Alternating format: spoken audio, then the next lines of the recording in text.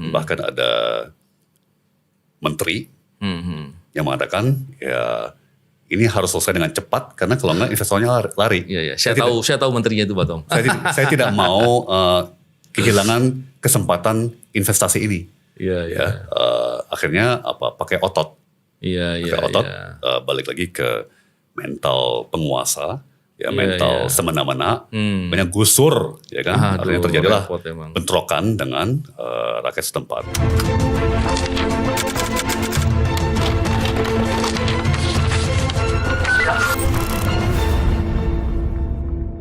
Bismillahirrahmanirrahim. Assalamualaikum warahmatullahi wabarakatuh. Salam integritas. Alhamdulillah kembali berbincang di podcast ini. Kali ini kita kembali membicarakan terkait dengan masalah integritas, masalah korupsi, dan banyak hal lain lagi. Dan kali ini kita berkesempatan berbincang dengan pakar ekonomi yang belakangan ini lagi ada banyak dibicarakan orang. Pak Thomas Lembong. Apa kabar Pak Tom? Baik Pak Novel, terima kasih sekali ini undangannya. Senang sekali Pak Tom bisa hadir kali ini. Kehormatan besar bagi saya Pak Novel. Iya. Terima kasih sekali lagi. Pak Tom, bicara terkait dengan masalah ekonomi, masalah korupsi, dan hal lain lagi, orang selalu membicarakan Indonesia itu negara kaya. Dulu Pak Tom, kalau masih kecil saya waktu dulu, orang-orang tua selalu bilang, tongkat dilempar jadi tanaman katanya. Hari ini ada yang bilang katanya, singkong ditanam tumbuhnya jagung gitu. Tapi itu kata orang ya Pak Tom ya. Jadi gini Pak Tom, terkait dengan masalah korupsi, kita seringkali melihat atau mengukur praktek korupsi dari indeks persepsi korupsi. Iya. Dan kalau kita lihat IPK Indonesia ketika Pak Jokowi pertama kali menjabat 2014, itu adalah 34 lah nilainya. Dan kemudian terus naik sampai 2019 sekitar 40 Pak Tom. Ini dahsyat sekali, naik 6 poin dalam tempo waktu 5 tahun kurang lebih, itu luar biasa. Dan itu bagus. Dan sepertinya waktu itu Pak Tom di pemerintahan kan. 2015 Pak Tom sampai 2016 Menteri Perdagangan kalau nggak salah ya. Iya betul. 2016 sampai 2019 BKPM. Iya. Tapi setelah Pak Tom nggak ada, turun. Ada korelasinya nggak itu Pak Tom?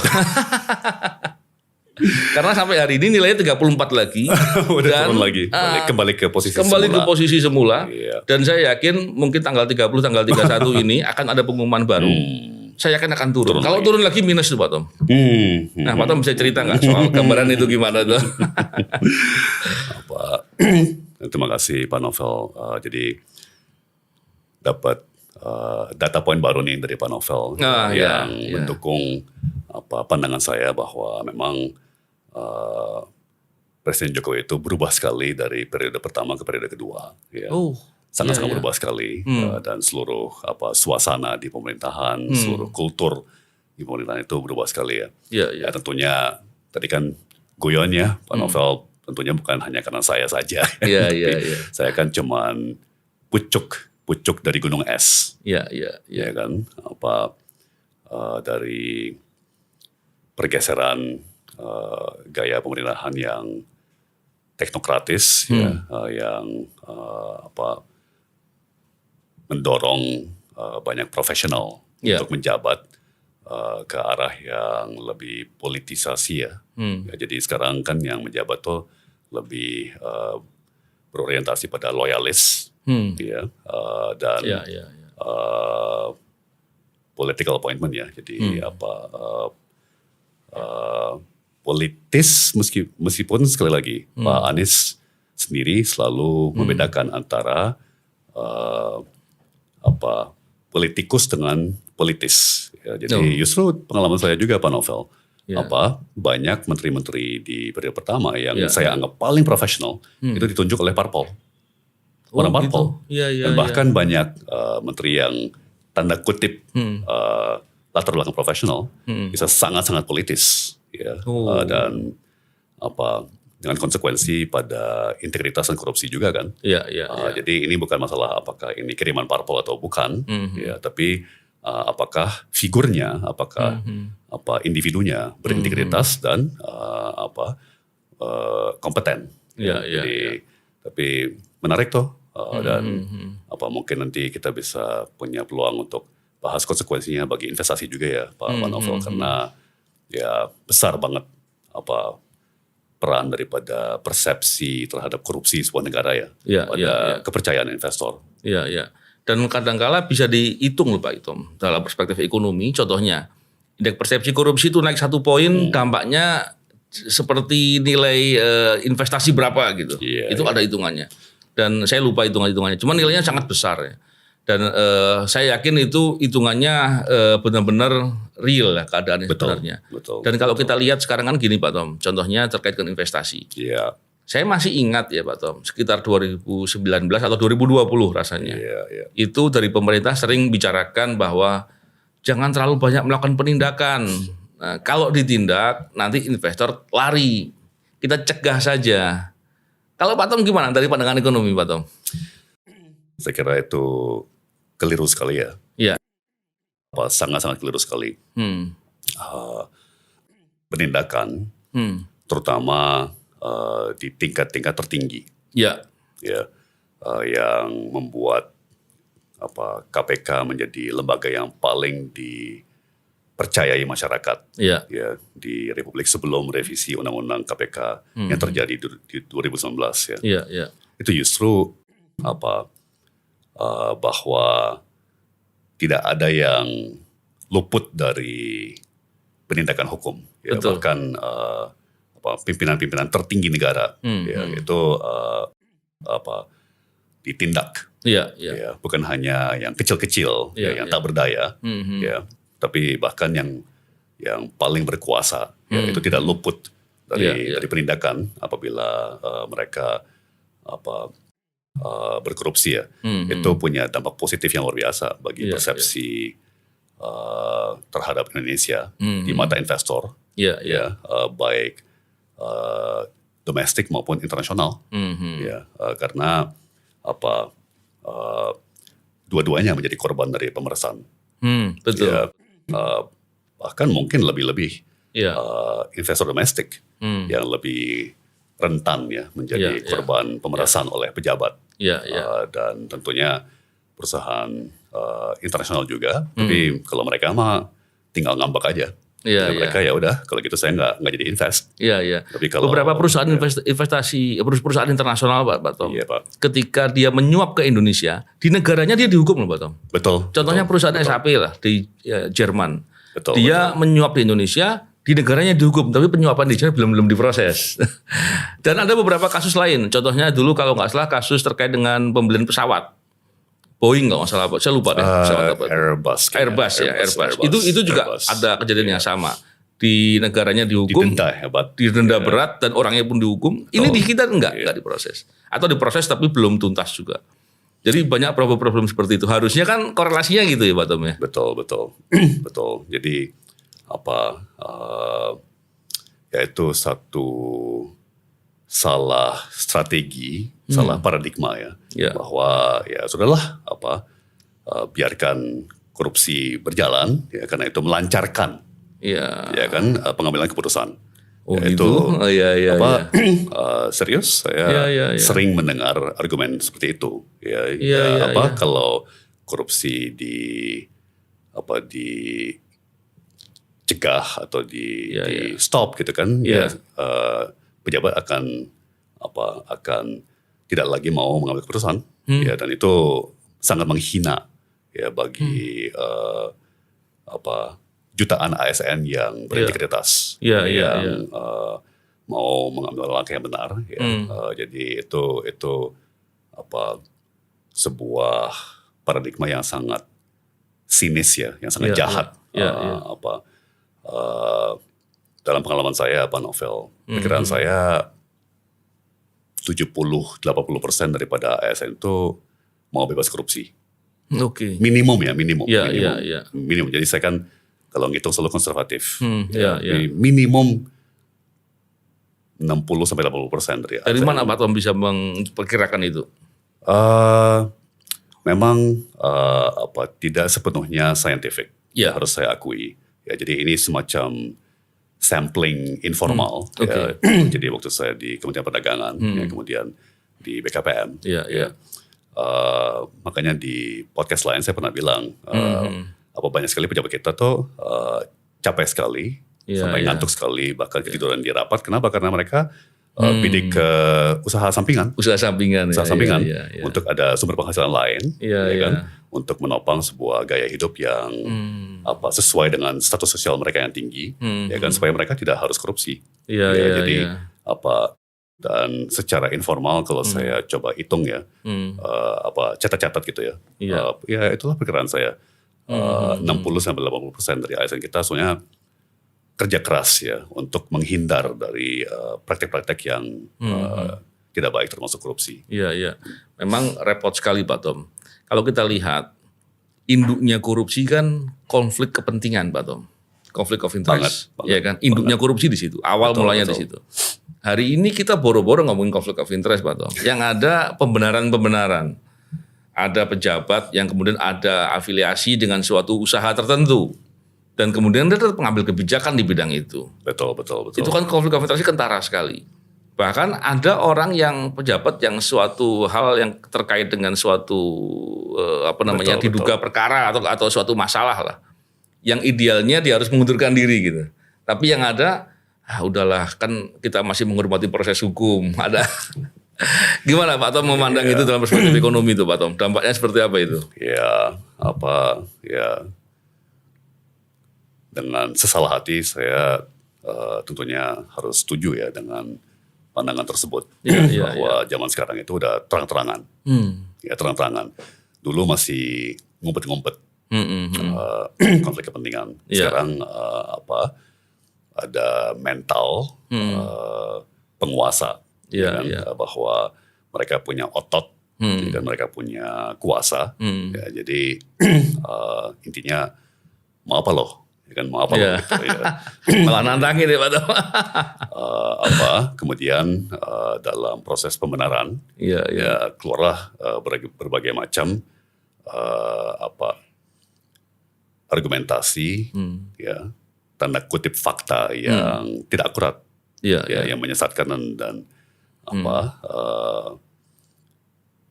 ya pokoknya tidak akurat lah untuk pakai bahasa sopannya ya. Dan yang bikin saya yakin bahwa Pak Anies, Pak Muhaimin akan menang pemilu. Karena mental semena-mena seperti ini itu diiringi dengan gestur tubuh yang memuakkan. Ya kan? Dan lama-lama orang sebel ya Pak Tom. Dan saya baru sadar waktu saya mulai keliling ke daerah-daerah Pak Novel ya. Jadi bagi masyarakat bahkan di desa, ini bukan sesuatu yang abstrak, jauh dari tempat mereka di Jakarta antara petinggi-petinggi. Karena mereka juga merasakan hal yang sama di tingkat desa. Ya, mereka juga merasakan nepotisme, juga merasakan kolusi antara oknum dengan orang dalam, ya, apakah itu orang dalam di dalam Pertamina, orang dalam PT Pupuk, orang dalam di PLN dan sebagainya ya. Jadi mereka menderita langsung konsekuensi daripada yang tadi Pak Novel bilang konflik kepentingan. Wah ini kan orang-orang memperkaya diri, membuat malah kitanya yang sengsara, tidak terlayani. Makanya kan stok diesel, stok solar di mana-mana selalu habis terus. Ya. Kenapa? Karena boleh dibilang dicuri oleh oknum yang berkolusi dengan orang dalam di cabang Pertamina setempat. Jadi memang kalau konflik kepentingan terjadi di tingkat tertinggi negara itu menjadi simbol. Ya, tapi kenapa ini punya efek elektoral yang sangat besar? Ya, karena itu langsung berkorelasi dengan pengalaman pribadi. Rakyat di desa, rakyat di kota-kota kecil, rakyat di kota tersier, kota sekunder, dan kayaknya kita elit politik di Jakarta tuh nggak menyadari betapa muaknya masyarakat luas nih ya. Orang pikir ini cuman mainan orang elit, abstrak teori, tapi bagi rakyat sampai ke pelosok-pelosok ini sangat-sangat konkret, sangat-sangat real. Orang lama-lama semakin paham ya Pak Tom ya. Gini Pak Tom, kalau kita lihat konflik kepentingan ya, kadangkala ketika itu dianggap lumrah atau biasa, kita lupa bahwa orang pejabat yang punya konflik kepentingan itu berbahaya ketika dia mengambil kebijakan. bisa jadi kebijakannya tidak serta-merta adalah perbuatan korupsi langsung. Tapi ketika kebijakannya punya korelasi dengan kepentingannya dia dan kemudian berdampak, baik berdampak lingkungan, berdampak kerugian bagi negara atau kerugian bagi masyarakat, itu dampaknya besar sekali. Dan saya sangat yakin itu lebih besar dari praktek-praktek korupsi selama ini. Itu betul, Pak. Gimana Pak dengan Pak Tom? Jadi apa ya, sebagai teknokrat dan yang memanfaatkan masa-masa pandemi ya, masa-masa tidak menjabat untuk mendalami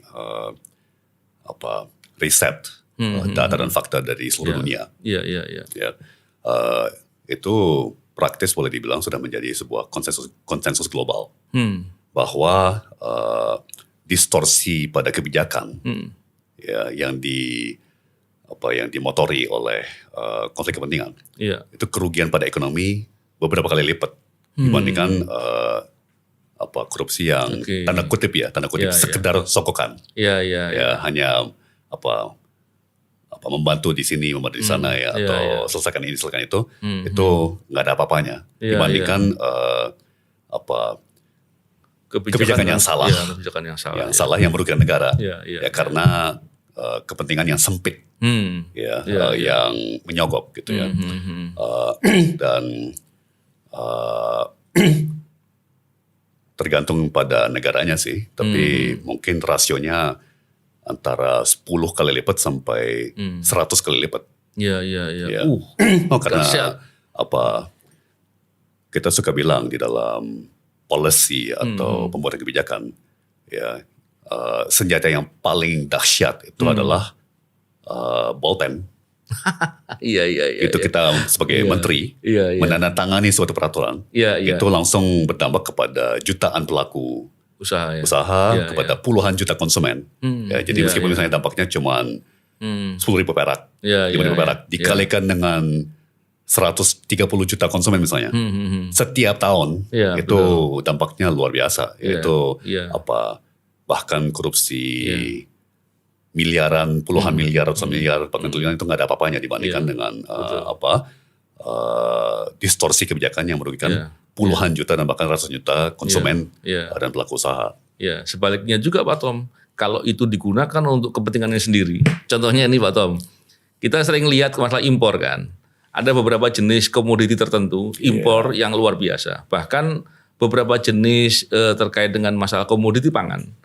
Itu parah sekali dan berdampak kepada petani atau nelayan dan lain-lain. Dan itu ketika dikonversi itu kerugiannya besar sekali.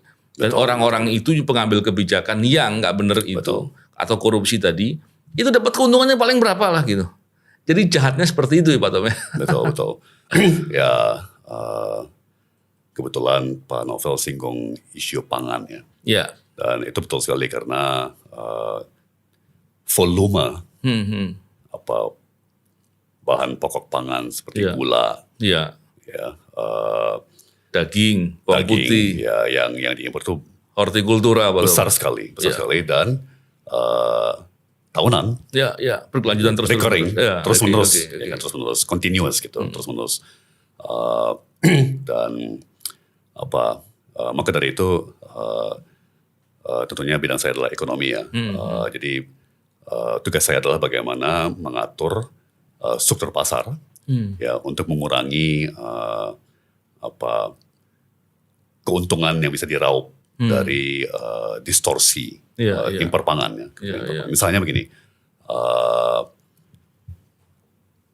2 dari 3 kampanye, mungkin insya Allah 3 dari 3 kampanye sudah sepakat untuk menerapkan cukai gula. Cukai gula dan cukai pada makanan manis dan minuman manis. Karena itu memicu diabetes, penyakit diabetes, memicu obesitas, yang kemudian berimbas kepada biaya BPJS kesehatan, memicu kebangkrutan BPJS kesehatan, dan itu sudah terkenal 9 naga atau yang mendominasi impor gula setiap tahun. Salah satu caranya untuk menyetop itu adalah dengan mencukai gula, sehingga jelas, transparan, margin dan itu akan mengambil alih tanda kutip margin import. Ya, karena mereka harus ngalah dengan cukai tersebut. Jadi biar impor gula itu tidak lagi begitu menguntungkan bagi importir, ya kan, harga domestik kan harus tetap stabil.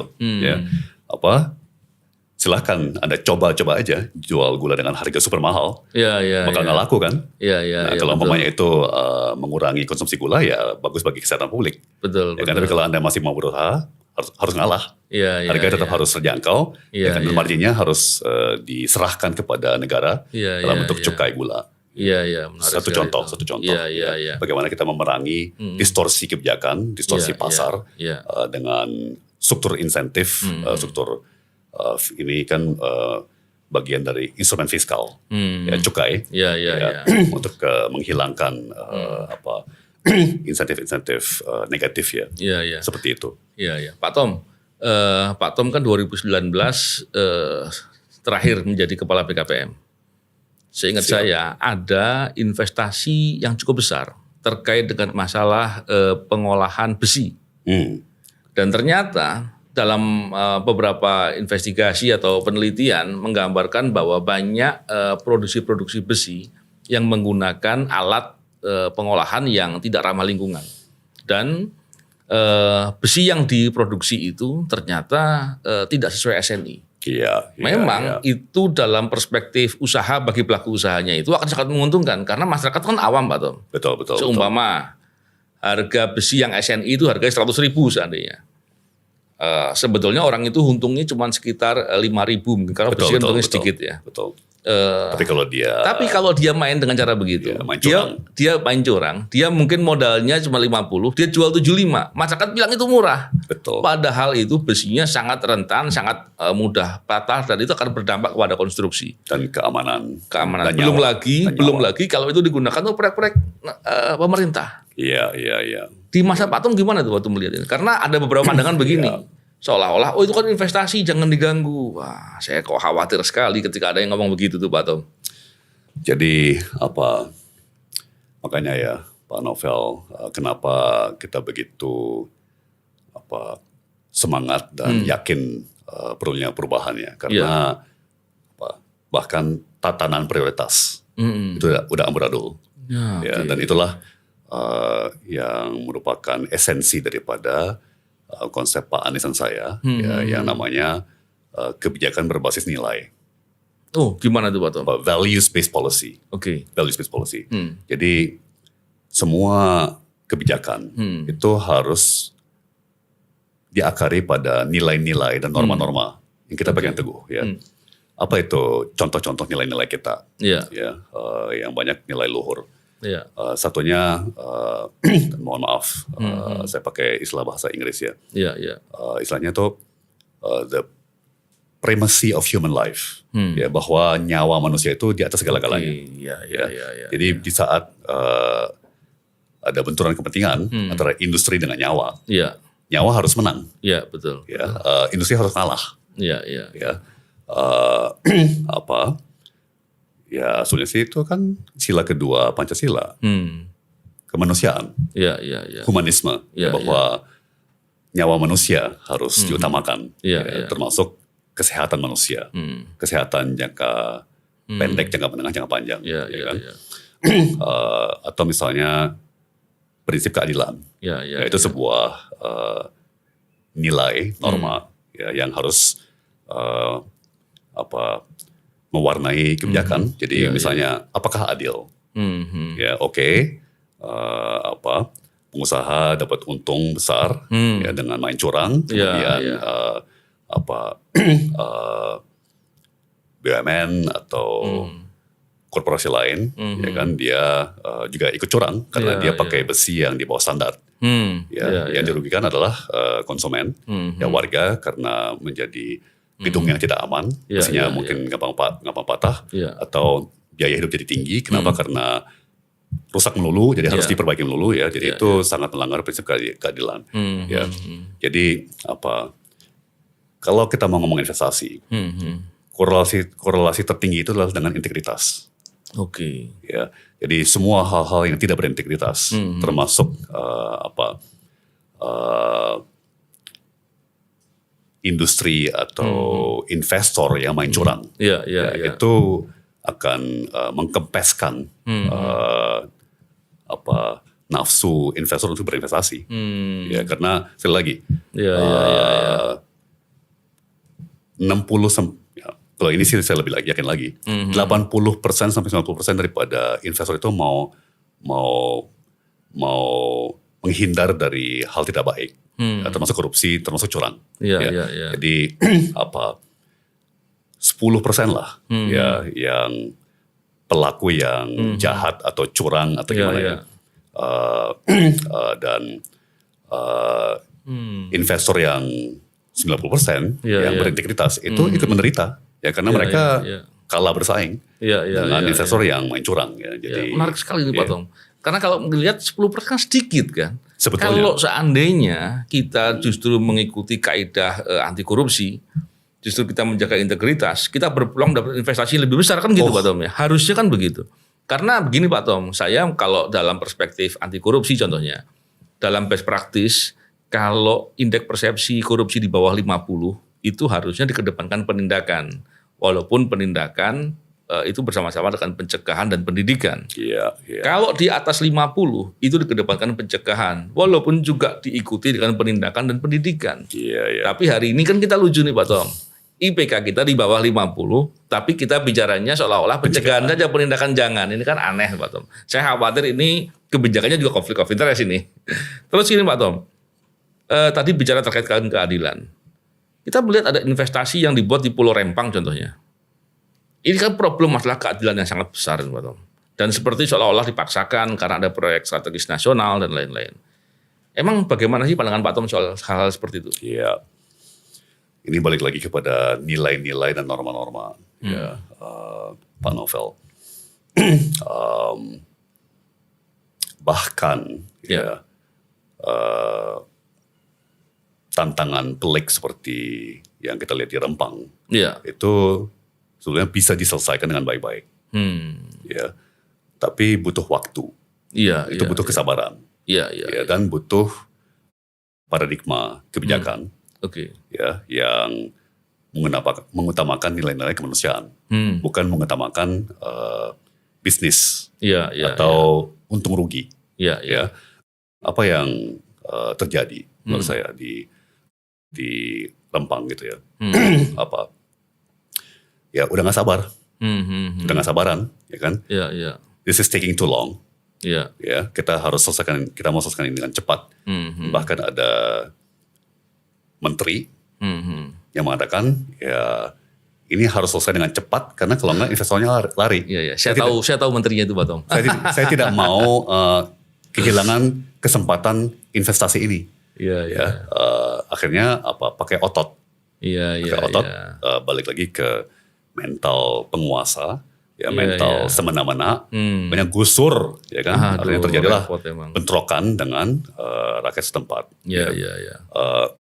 Itu satu contoh yang menyedihkan tentunya, memprihatinkan. Banyak contoh positif di mana investor bersabar dan menyiapkan bahkan kalau perlu modal untuk bisa bersabar. Jadi dia bakar uang karena dia menyadari itu butuh waktu, kan, dan itu masukin aja ke dalam hitungan biaya total investasi. Kan? Dan itu cara benar untuk membina investasi jujur, harus jujur bicara kepada investor. Ini akan butuh waktu. Itu mestinya begitu akan lebih lebih baik. Dan justru itu hanya contoh positif, bahkan ada contoh sangat positif. Sangat positif di mana investor itu bukan hanya bersabar dan memberikan waktu dan ruang yang diperlukan untuk dialog publik, untuk cari solusi bersama dengan rakyat setempat. Tapi bahkan dengan kreativitas, dengan imajinasi, dengan ketulusan mencari cara kerjasama yang saling menguntungkan. Jadi ikut memberikan peran kepada rakyat setempat, ya.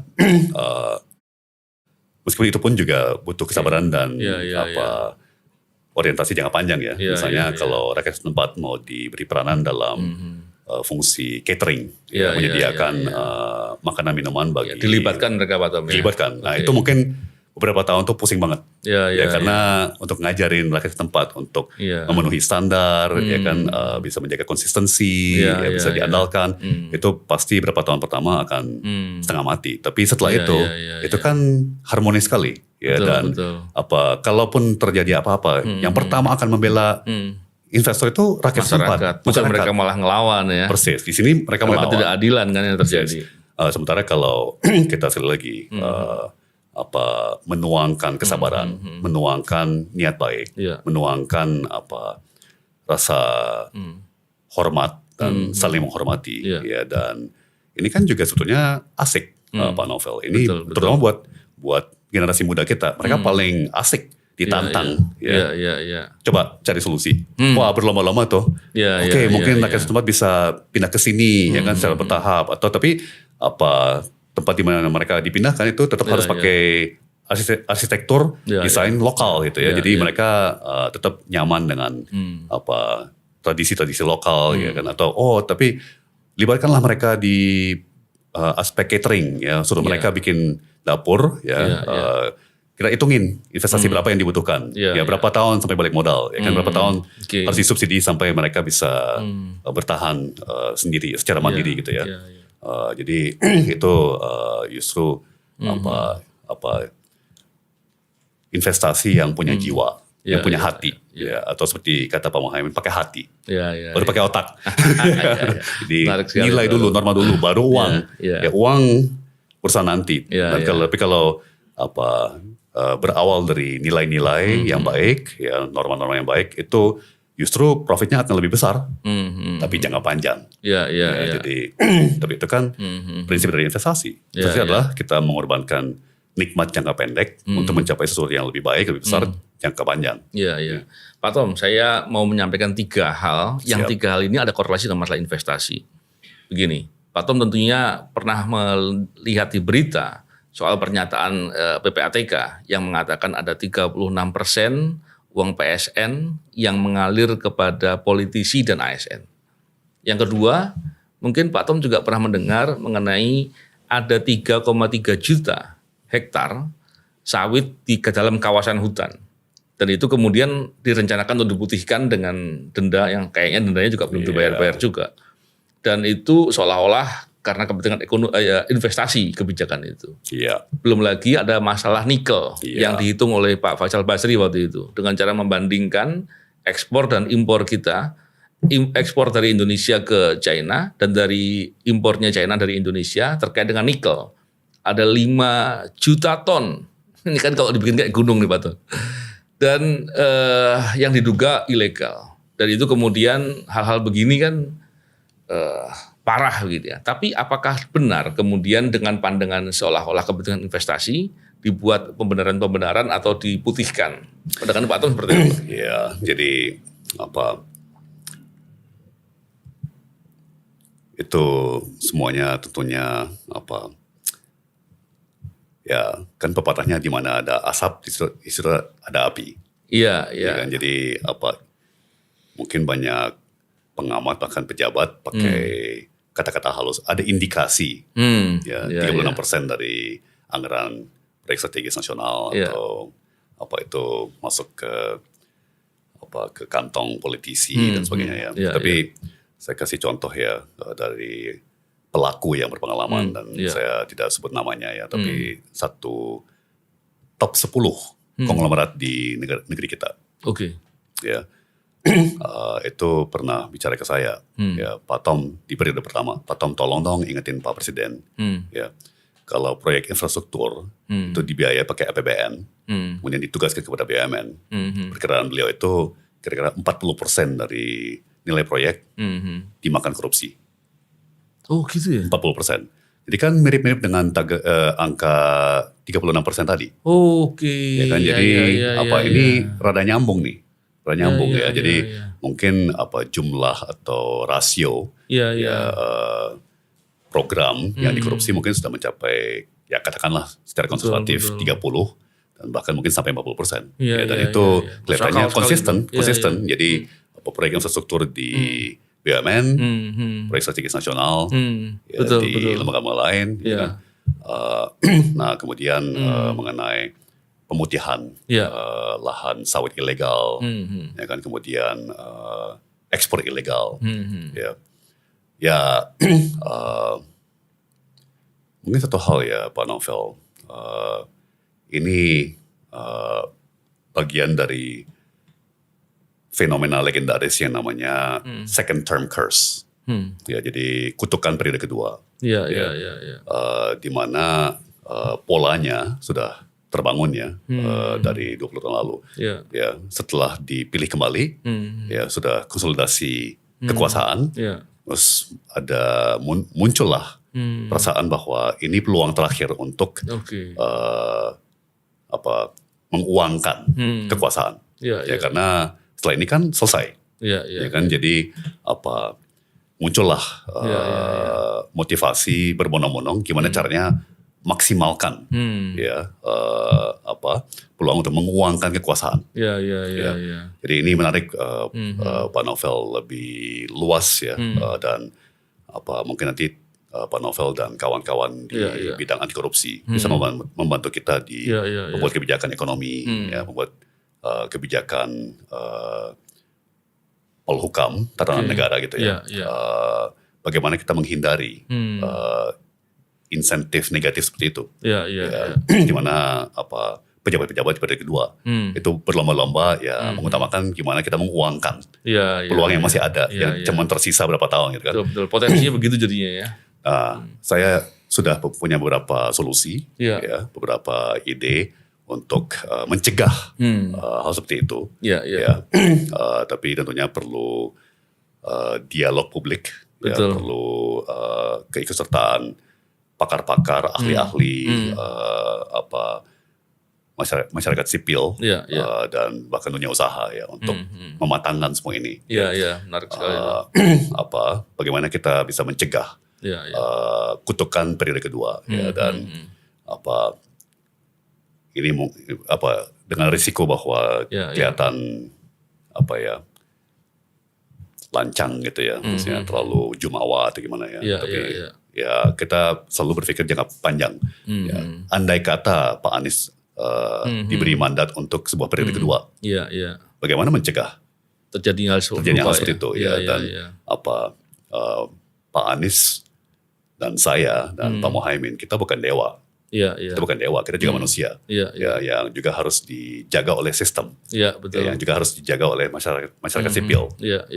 Jadi bagaimana menciptakan sistem untuk mencegah motivasi yang menghancurkan seperti itu ya.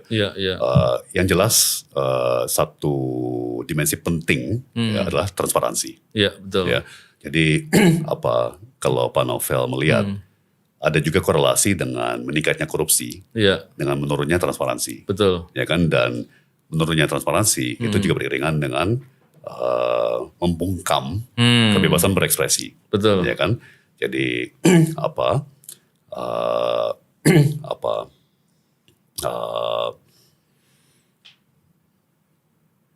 kita mau membalikkan semua itu. Jadi kemarin Pak Anies dan Pak Muhaimin sudah menjanjikan jangankan dibungkam, justru orang yang melaporkan korupsi akan diberikan reward, akan diberikan apresiasi, penghargaan, termasuk dalam bentuk uang, ya kan. Jadi insya Allah nanti semua masyarakat berbondong-bondong melaporkan korupsi, tapi harus dijaga jangan sampai terjebak fitnah. Betul, kan orang ngincer penghargaannya, remunerasi uangnya, kemudian memfitnahkan pejabat bahwa dia korupsi, ya kan. Jadi harus ada denda besar. Ya kalau misalnya melaporkan dan terbukti tidak, itu hukumnya sudah diatur sih Pak Tom. Jadi yang melaporkan nggak benar tuh kena hukuman pidana. Pak Tom, Ini ngobrol udah cukup lama nih Pak Tom. Cuman saya ada satu hal, bukan masalahnya nggak ada masalah. Saya yang menyita waktu Pak Tom terlalu lama. Oh enggak. Saya yang sulit untuk singkat Pak. Iya, saya senang bicara ini. Dan gini Pak Tom, bicara terkait dengan masalah ekonomi, masalah korupsi, dengan Pak Tom ini nggak lengkap kalau saya nggak nanya satu hal ini. Siap. Saya pernah mendengarkan penyampaian Misbahun ya. Misbahun pernah menyampaikan bahwa hutang Indonesia itu dibilang 8.000 triliun dari APBN. Yeah. Kemudian dihitung lagi katanya 8.000 dari BUMN katanya. Yeah. Dan 4.000 dari uang yang dikelola oleh mungkin BPJS, terus kewajiban sosial, haji, ya, kewajiban sosial, defisit sosial, termasuk dana pensiun dan lain-lain. Janji-janji jangka panjang itu. Ya. Totalnya itu berarti sekitar 20.000 triliun. Iya. Wow. Saya terkejut sekali dengarkan gitu. Tapi yang ingin saya mendapatkan perspektif dari Pak Tom adalah dalam perspektif ekonomi terkait dengan hutang Indonesia itu seperti apa kondisinya sekarang Pak Tom? Jadi bisa saya pastikan bahwa yang diucap oleh Pak Misbahun itu adalah kebenaran. Itu the truth. Realita dan fakta. Ya. Nah, ada pembentukan persepsi keliru.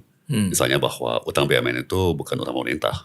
Ya, bahwa itu urusannya BUMN lah, itu bagian dari sektor swasta. Tapi itu sebuah mispersepsi yang mungkin sengaja dikembangkan sekarang untuk menurunkan nilai utang atau angka utang lah, headline number daripada utang negara.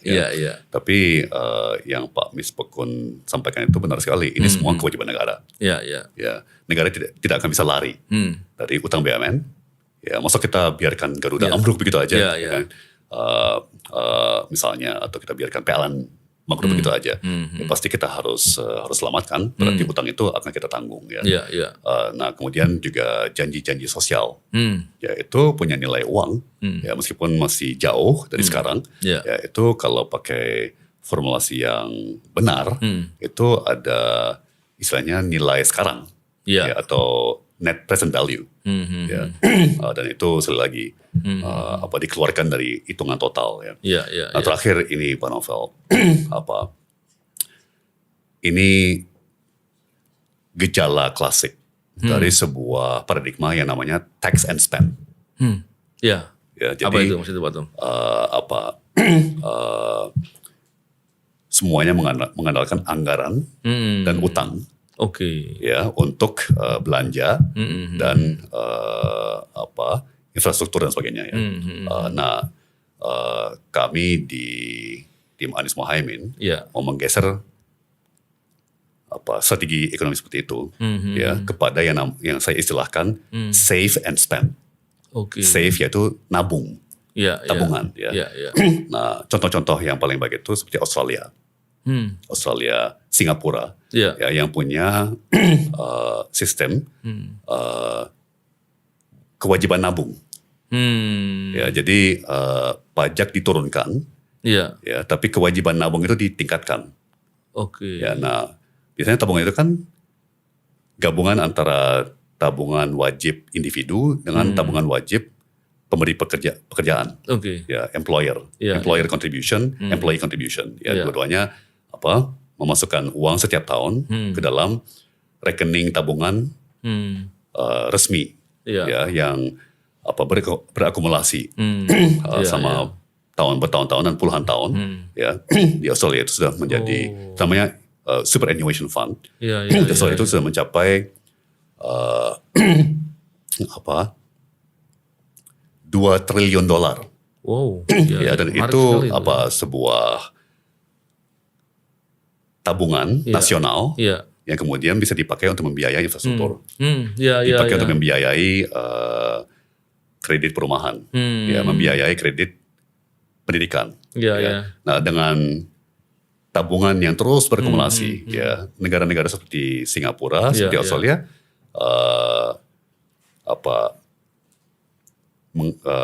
tidak mengalami tekanan utang, karena mereka justru nabung. Betul.